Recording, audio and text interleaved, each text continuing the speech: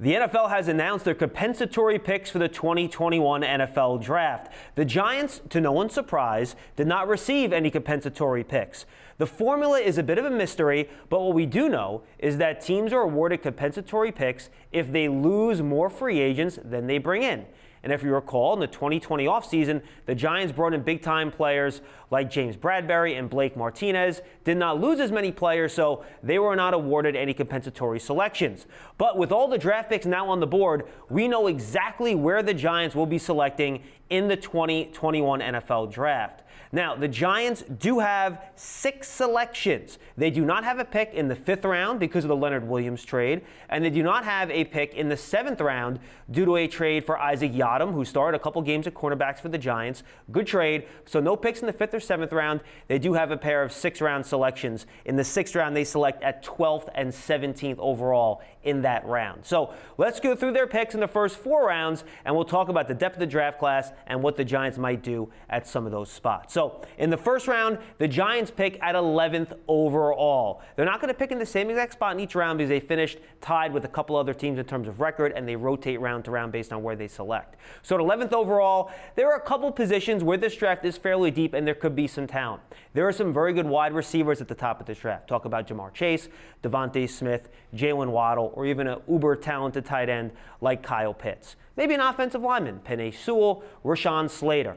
Could an edge player get up that high, like a Gregory Rousseau? Or maybe the Giants want to go cornerback and look at a Patrick Surtain, a J.C. Horn, or Caleb Farley.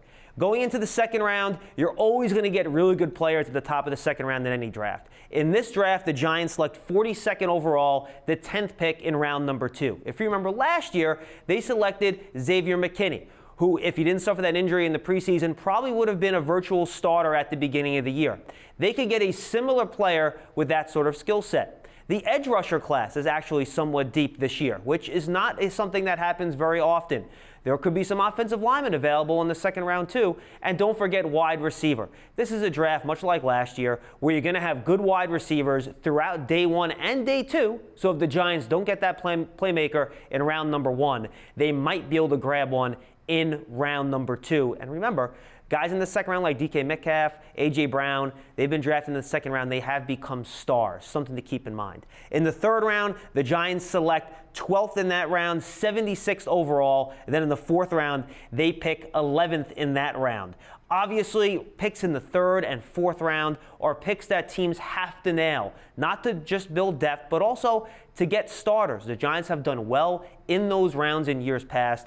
They hope to do well in that area of the draft again. And again, 2 picks in round number 6 for the New York Football Giants. So they do not have the sheer volume of picks that they had last year, but they still have 6 selections in this year's draft, and the Giants try to make the most of that as they head into the 2021 season, trying to fill some holes and continue to firm up their foundation as they try to build up the franchise and make it back to the playoffs.